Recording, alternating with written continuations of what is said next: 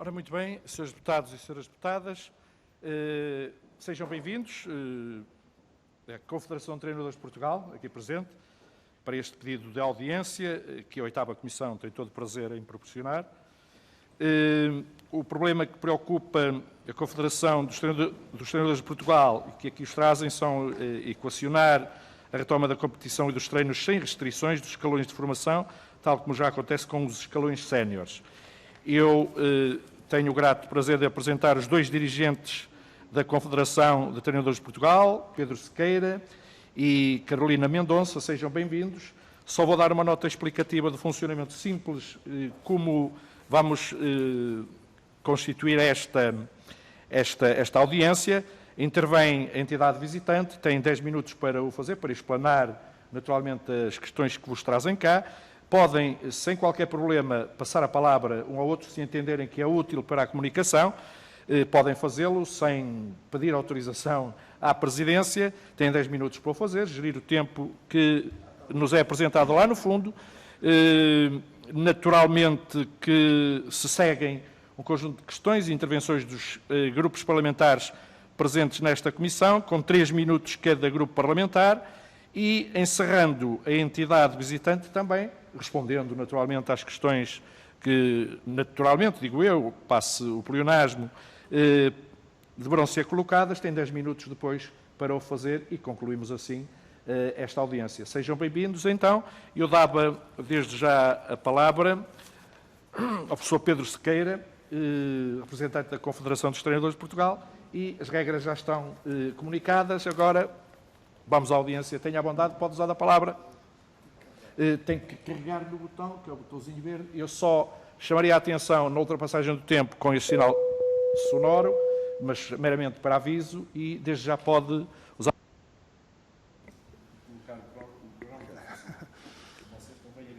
Não, exatamente.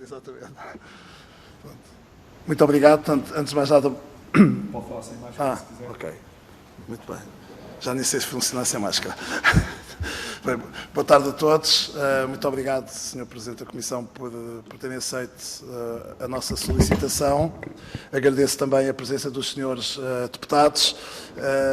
Na verdade, a última vez que estive aqui, não desta forma, mas no ecrã, por Zoom, tinha dito que esperava-vos ver mais tarde do que está a ser o dia 2, mas a verdade é que há um conjunto de preocupações que temos e que eu considero que os senhores deputados, até porque estão muitos aqui que me conhecem, dos diversos grupos parlamentares, acho que é um assunto que é importante para todos, não é um assunto ideológico, é um assunto relacionado com pessoas e que nos preocupa.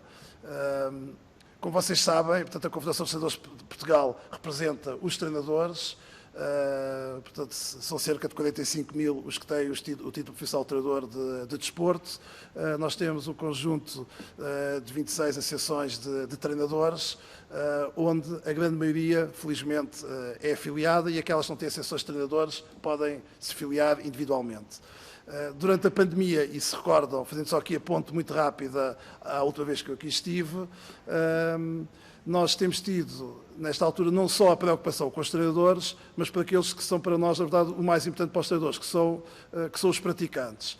E, ultimamente, temos sentido a necessidade de também ser a voz da maior parte dos clubes que acolhem estes atletas e estes treinadores. E aquilo que nos preocupa neste momento é o seguinte, senhores deputados. A Confederação de Treinadores de Portugal, desde sempre, e desde que eu sou presidente desta Confederação, nós nunca vimos aqui simplesmente queixar-nos disto ou daquilo, sem fazermos o trabalho de casa. E tudo aquilo que eu vou dizer, e o tempo vai andando, tudo aquilo que eu vou dizer nos próximos minutos, já não são 10, serão 7 e qualquer coisa, é baseado em factos, quer científicos, quer técnicos. Portanto, não é a opinião pessoal do Pedro Sequeira, nem da Carolina Mendonça, nem dos meus colegas da direção. Portanto, nós temos, pelos dados da Pordata de 2018, temos 400 mil jovens praticantes.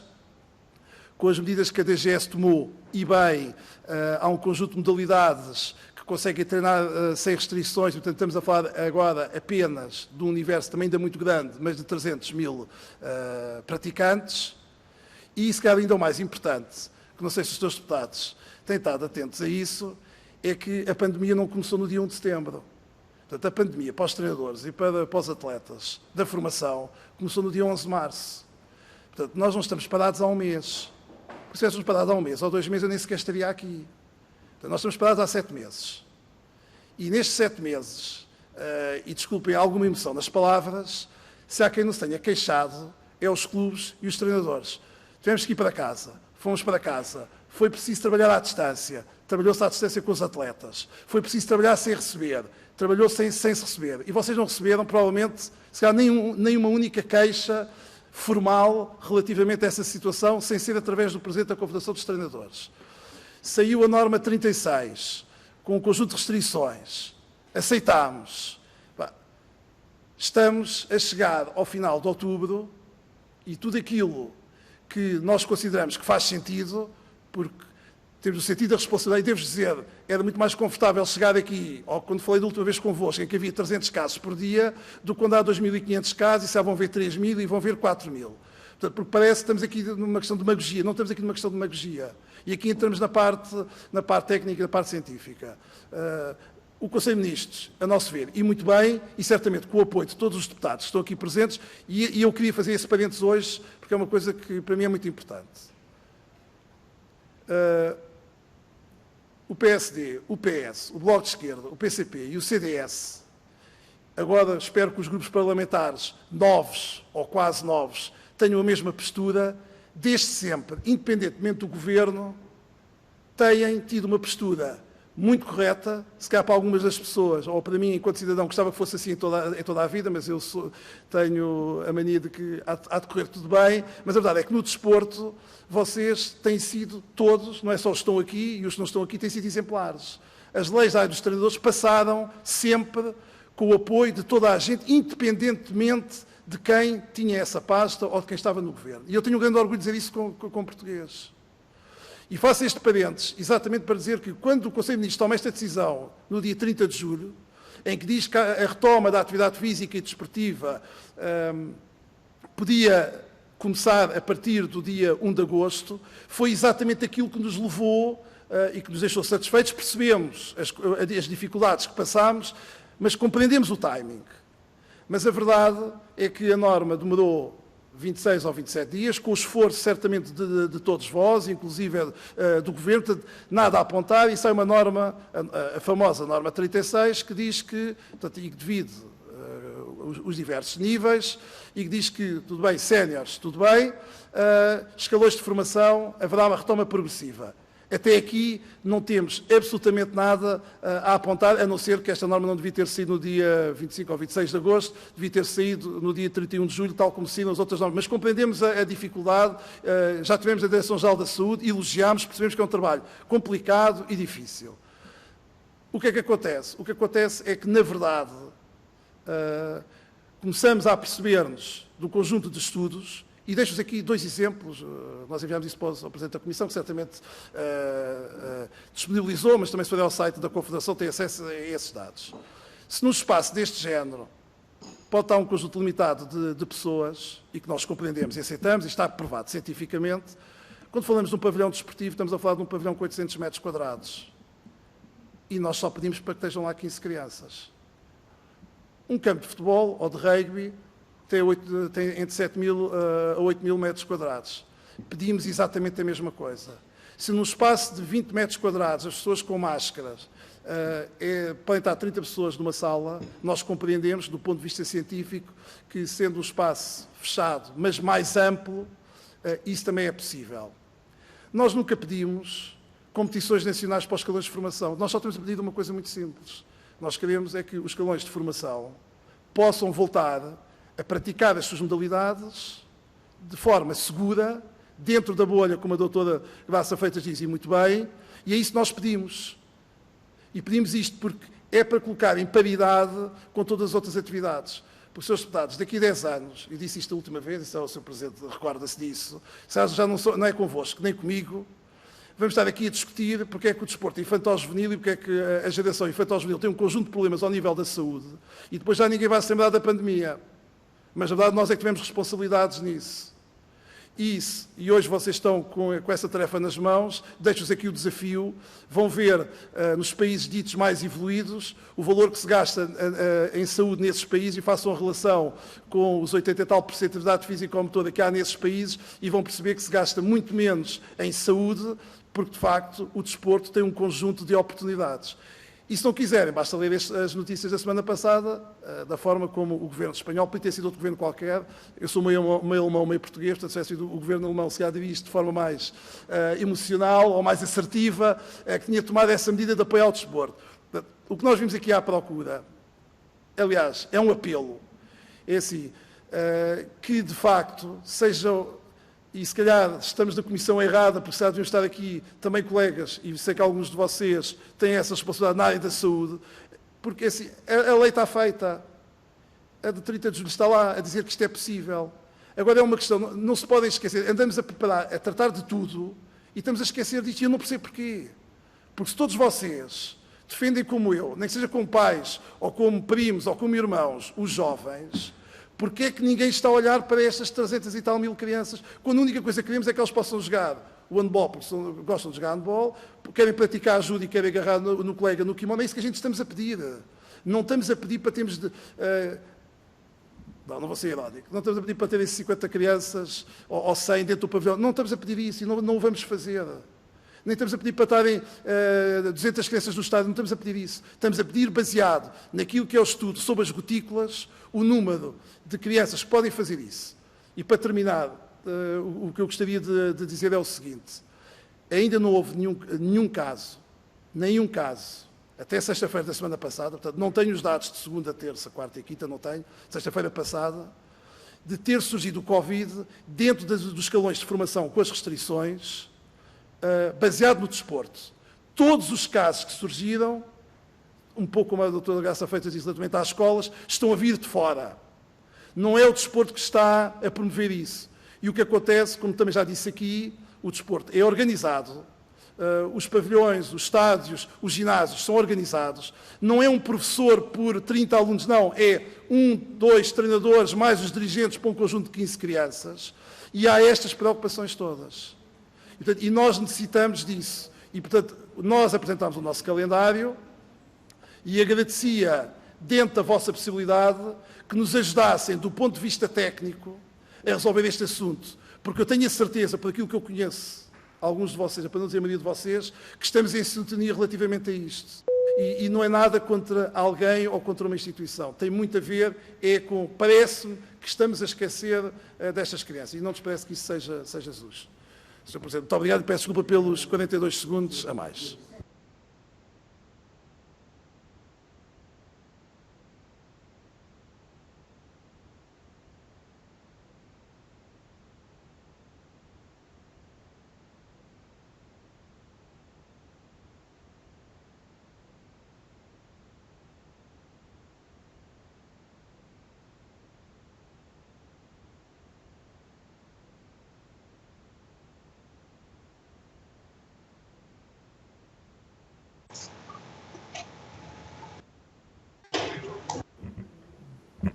Muito obrigado, Sr. Presidente.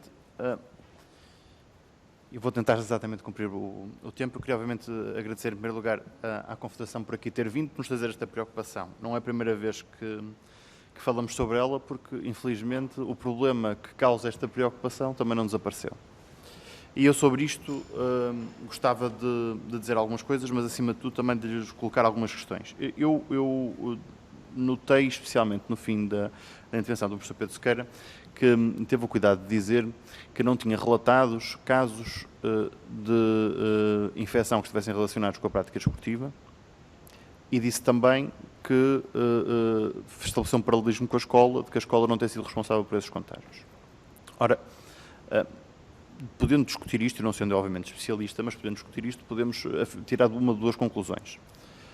Ou não temos casos relatados de infecção em contexto esportivo, porque as medidas que foram adotadas, as restrições que foram adotadas, foram eficazes até ao momento a evitar que essas infecções acontecessem, ou então não temos reporte suficiente sobre os motivos de infecção ou os locais de infecção desta doença. Eu digo isto porquê?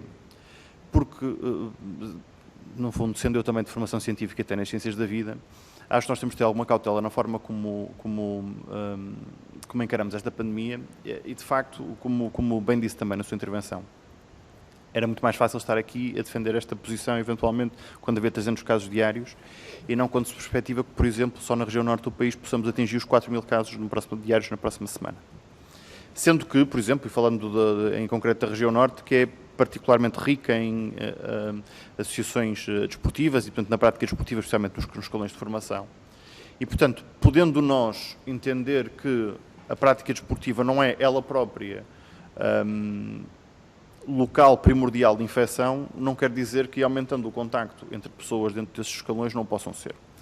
Dos dados que tenho, são cerca de 440.000 pessoas inscritas no desporto federado em Portugal, nos vários escalões, formação e não formação, e, portanto, e séniores, portanto, e obviamente, consigo perceber, como, mais uma vez, não sendo especialista, consigo perceber que a Direção-Geral de Saúde tenha esta precaução em eventualmente demorar um pouco, de alguma maneira, aliviar as regras da prática esportiva. A pergunta que queria fazer era se, tendo em conta aquilo que nos enviaram também, que é uma proposta, nomeadamente retomar o treino sem restrições agora durante o mês de outubro e em novembro de iniciar a formação ao nível local, para depois ir escalonando depois do inverno para outros níveis de participação do ponto de vista da distribuição territorial.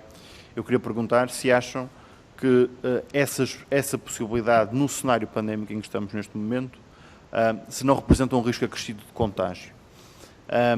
Porque me parece, obviamente, que nós podemos ter um balanço, que acho que é importante que tenhamos sempre, entre o que são os riscos de saúde pública e também os riscos inerentes às próprias medidas. Obviamente, quando nós pensamos não só na saúde dos clubes, mas também na saúde dos próprios atletas, na sua saúde física e mental, acho que é importante terem este balanço para a tomada de decisão. Mas queria perguntar se, mediante a evolução neste momento da pandemia, se há de facto e de que forma é que estão criadas, porque acho que era importante detalharem também, de que forma é que poderiam estar criadas as condições para que pudéssemos retomar esta atividade sem corrermos o risco de estar a contribuir para o avolumar deste problema, atendendo especialmente, como eu disse, que em algumas regiões do nosso território, onde temos uma predominância forte da prática desportiva, já serem regiões que estão particularmente afetadas pela evolução nos últimos dias. Muito obrigado. Muito obrigado, Sr. Deputado, e agradeço a compreensão relativamente à questão da gestão do tempo, que é sempre um sacrifício para todos, sem exceção. Eu passava de imediato a palavra ao grupo parlamentar do PSD e ao Sr. Deputado Emílio Guerreiro, a quem desde já dou a palavra e lembro os 3 minutos de intervenção a que tem direito. Tenha a bondade. Muito obrigado, Sr. Presidente. Agradeço. Cumprimento as senhoras e senhores deputados e cumprimento, em particular, o Presidente da Confederação, a dirigente, o Pedro Sequeira Carolina Mendonça, e queria dizer que acompanho muito das suas preocupações, das preocupações que deixaram aqui. E, de facto, tenho alguma dificuldade, e nem sequer vou já entrar, enfim, uma questão que está montando tudo isto, que é, não consigo perceber porque é que posso ir à tourada, posso ir ao cinema, posso ir à música, mas não posso ir ao pavilhão ver uma equipa de basquete, que era uma coisa que eu fazia com muita claridade, mas isso já nem interessa. O que interessa aqui é nós percebermos o que é que está a acontecer a estes cerca de 300.000 jovens, que de repente ficaram completamente de fora. Para além das dificuldades que estão inseridas na própria metodologia de treino, a 3 metros de distância uns dos outros, expliquem-me lá como é que alguém consegue praticar algumas modalidades assim, e ao mesmo tempo os mesmos jovens e crianças vão juntos de autocarro ou de metro para a escola, estão 20 e tal, 25, às vezes até 30 na mesma sala durante 6, 7 horas por dia, e aí não há problema nenhum, mas depois não podem, de facto, num pavilhão com umas centenas de metros quadrados ou mais, ou num campo com milhares de metros quadrados de ar, não podem estar 20 pessoas lá dentro a correr de um lado para o outro. E isso faz-me, de facto, muita confusão e, sobretudo neste momento, que nós já estamos a mais de 20 de outubro. E eu percebo, acho que ninguém se percebia que em março, em abril, não se tivessem tomado as precauções que se tomaram. Era tudo muito desconhecido. Hoje em dia já não é assim. E depois de ter sido anunciados os planos, depois de ter sido anunciada uma retoma progressiva, depois das reuniões que os senhores já tiveram enquanto, enfim, responsáveis e por dirigentes que são desportivos, com o Sr. Estado de Estado, com o Sr. Diretor-Geral da Saúde, mais do que uma vez, Eu gostaria de saber, desde logo, qual é que é a tal retoma progressiva. Porque eu vi a sua entrevista há um mês e meio, sensivelmente, depois de uma reunião que teve com o Governo e com a Direção-Geral de Saúde, que as coisas iam recomeçar. Passou um mês e meio. O que é que está, de facto, a obstaculizar para que se possa dar a estes mais 300 mil jovens a oportunidade de fazer uma coisa que gostam e que, sobretudo, têm muitos ganhos de saúde à distância? Porque disto está-se a tratar. E só quem não pratica o desporto, sejamos claros, é que acha que é possível andar a treinar sem jogar. Que isso é que é aliciante. Eu não acredito. Se algum dos seus deputados pratica o desporto numa equipa qualquer, seja que modalidade for, percebe o que eu estou a dizer. Quem não pratica tem dificuldades em acompanhar isto. Mas como eu fiz parte, na minha altura, dos 300 e tal mil jovens como estes, digo assim desta forma, porque isto é o que é. A malta não pode fazer de conta que treina e depois não ter jogos. E por isso há que encontrar aqui, de facto, esta arte de, mantendo as restrições, mantendo os cuidados todos, dar essa possibilidade. Porque estamos a falar dos jovens, volto a dizer, que andam nos autocarros e nos metros lado a lado e que passam 6, 7 horas por dia dentro da mesma sala, em 20, em 50 metros quadrados ou em 100 metros quadrados, cerca de 30, uns ao lado dos outros. E depois não podem praticar desporto. Eu gostava que a Confederação nos dissesse o que é que lhes disseram nestas reuniões que se vão dando e sucedendo ao longo dos meses e o que é que falta para que isto retome. Muito obrigado, Sr. Deputado. Obrigado pela compreensão quanto à questão do tempo também. Vamos de imediato passar a palavra ao Grupo Parlamentar do Bloco de Esquerda e ao Sr. Deputado Luís Monteiro. O Sr. Deputado, enquanto eu ponho o cronómetro em ordem, pode usar a palavra à vontade. Tenha à vontade, 3 minutos. Muito obrigado, Sr. Presidente, senhoras e senhores deputados. Quero, antes de mais, agradecer a vossa vinda e a exposição inicial que fizeram. Já tivemos a oportunidade de abordar este tema, não só convosco, mas com outras entidades relacionadas com a realidade do desporto em Portugal.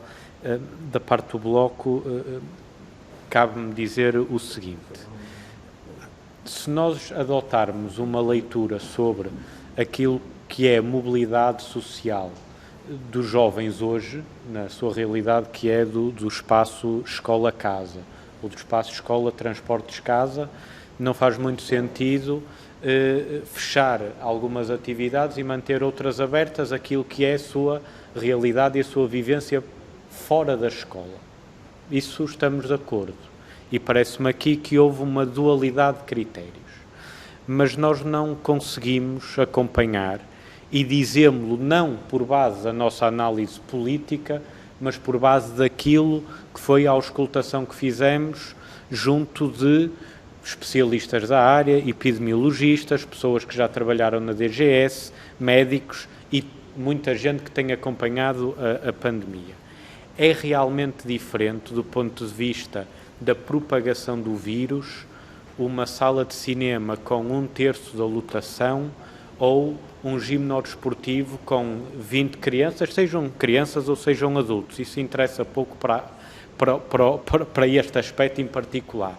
20 crianças sem máscara a utilizar o mesmo balneário, ainda que ele seja higienizado e ainda que haja regras de permuta dos espaços dos balneários ou dos corredores dos próprios gimnodesportivos e etc. É verdade que há um conjunto de modalidades e a nosso ver, mais uma vez, daquilo que nós conseguimos ouvir de quem de direito, que poderiam ter tido uma retoma mais rápida. Mais rápida até se o Governo, durante o verão, tivesse permitido essa melhor conversação até com algumas das federações desportivas em causa. Não o fez. Eu acho que a crítica que nós podemos fazer aqui, e que eu acho que pode ser partilhada, é que o Governo anunciou uma coisa que eu acho que ele próprio não sabia que poderia ou não vir a cumprir, que foi colocar no final de julho, no início de agosto, o anúncio de que iria, à partida, existir uma retoma progressiva, não só dos escalões ditos de competição profissionais, mas também dos escalões de formação, nomeadamente os federados. Mas há realmente uma matéria, e tenho de ser o mais claro possível nisso, que nós não conseguimos acompanhar. Porque, do ponto de vista técnico e científico, há uma diferença entre um espetáculo cultural numa sala de cinema ou numa sala de teatro ou num cineteatro, ou num espaço onde acontecem eventos tauromáquicos, independentemente da nossa posição em relação a isso, não tem nada a ver com a questão da pandemia, e a utilização de um gimnasio desportivo. E dizem os epidemiologistas, dizem os que têm estudado a propagação do vírus, e diz-nos também algumas matérias importantes sobre a própria utilização da máscara, no caso dos eventos culturais e no caso dos eventos desportivos. Esta é a nossa posição, que não é baseada nem em nenhum preconceito social ou político ou ideológico em relação ao desporto. Aliás, temos vindo a acompanhar, como bem disse, essa matéria. Apresentamos, inclusive, um projeto de resolução para apoiar todos os clubes que estão, neste momento, em situação financeira débil, mas, de facto, o que os indicadores técnicos e científicos nos dizem é que há realmente essa diferença, e nós compreendemos que a DGS e o próprio Governo tenham dificuldades em avançar para isso. Com muita pena nossa, porque são 300 mil jovens que, muito possivelmente, alguns desistirão, aparecerão um conjunto de problemas relacionados com a saúde mental, teremos de abrir uma frente de ataque aí, acho eu. Obrigado. Bem, agradeço a compreensão. Relativamente à gestão do tempo, é fatídica, é um problema que nos incomoda sempre, porque nunca chega o tempo para dizer aquilo que queremos. Ora bem, eu ia só pedir aos serviços de apoio, se temos alguém em linha, da forma digital, a acompanhar-nos e que queira intervir, não estando ninguém para o fazer, utilizando um direito e uma prerrogativa que cabe a cada grupo parlamentar, eu ia dar a palavra, portanto, à entidade visitante, à Confederação dos Treinadores de Portugal, para, em 10 minutos, aclarar algumas questões que aqui, de forma muito pertinente, foram colocadas por todos os grupos parlamentares, sem exceção. Dava, então, a palavra ao professor Pedro Sequeira, Presidente da Confederação. Tenha a bondade, Sr. Professor. Muito obrigado e agradeço os comentários e as questões que fizeram, que obviamente enriquecem também aqui as nossas preocupações. Começando pela questão que colocou. Eu considero que as medidas na minha área, vou falar só na minha área, que é o desporto, que é aquelas que eu posso eventualmente dominar melhor, considero que as medidas são boas. Portanto, e nós nunca fomos críticos relativamente às medidas. Onde a gente diverge é se, do ponto de vista da decisão, ela é tomada no dia 30 de julho, cumprindo, e portanto, e aqui entro um pouco com a questão que também foi colocada desse lado, da parte da Secretaria de Estado do Desporto, temos sentido que se está a cumprir aquilo que foi as preocupações da área do desporto. Quando estivemos na Direção-Geral da Saúde e foi pedido um calendário, e o calendário foi, salvo 5 de outubro, foi no feriado de 5 de outubro, foi enviado para a DGS o calendário que tinha sido proposto. Mais ainda, foi-nos perguntado se da parte da Confederação dos Treinadores viam algum problema que as decisões do ponto de vista de saúde pudessem ser passadas a ser a nível regional e não a nível nacional, ao qual nós dissemos, claro que sim, não nos parecia justo que em zonas menos afetadas, que as medidas tivessem que ser as mesmas. E devo acrescentar ainda mais. Da nossa parte, sempre dissemos que percebemos o retrocesso. Ou seja, hoje poderia ser tomada a decisão de poder haver a competição no treino e daqui a 15 dias haver a competição a nível local ou a nível regional, e que daqui a um mês estivesse a dizer, face aos números que o Sr. Deputado disse, e que eu infelizmente acredito que isso vai acontecer, que na zona A, B ou C tivesse havido um retrocesso. Porque isso eu considero que é passar aquilo que para nós é o mais importante, é passar uma mensagem de competência ao setor desportivo, porque na verdade eu há pouco não disse o que é que a nós nos preocupou mais, e de facto tem razão quando dizem uma coisa que até nem me agrada porque eu não gosto de fazer, que é comparar as coisas. Porque na verdade o desporto, já o disse aqui uma vez, é muito mais organizado do que outras áreas e outros setores em Portugal. E o que eu achei que foi o erro, e posso dizer, e acho que o erro é genuíno e sinceramente considero que é sem maldade nenhuma. Se a norma 36 tem saído no dia 31 de julho, provavelmente a formação tinha retomado o tradicional 15, 20 de agosto e provavelmente nunca iríamos fazer a comparação com a escola. Mas de forma justa e honesta, a Direção-Geral da Saúde pediu-nos a nós, às outras entidades desportivas penso que não terá sido muito diferente, mas pediu-nos a nós, estaríamos dispostos a esperar 2 a 3 semanas para perceber o que é que estava a passar nas escolas. E nós, humildemente, dissemos, concordamos. Podíamos ter dito este discurso que eu acabei de dizer, mas ok, vamos fazer isso. E esperámos. E a verdade é que, quer do ponto de vista dos escalões de formação, quer do ponto de vista da escola, as coisas não estão a correr mal. Se deviam poder correr melhor, certamente, tudo podia correr muito melhor. Mas as coisas não estão a correr mal. E depois, quando fazíamos paralelismos, não do ponto de vista, e vejam se percebem isso, há vários setores da nossa área que são importantes. E eu percebo, e acima por cento do desporto, eu percebo que os clubes precisam de sobreviver tendo adeptos, e tendo os bares abertos, e dando os jogos da televisão, e nós percebemos isso tudo. Mas a verdade, e eu não sei se estou a estudar, às vezes têm consciência disso, eu acredito quando a gente fala que até se lembram disso.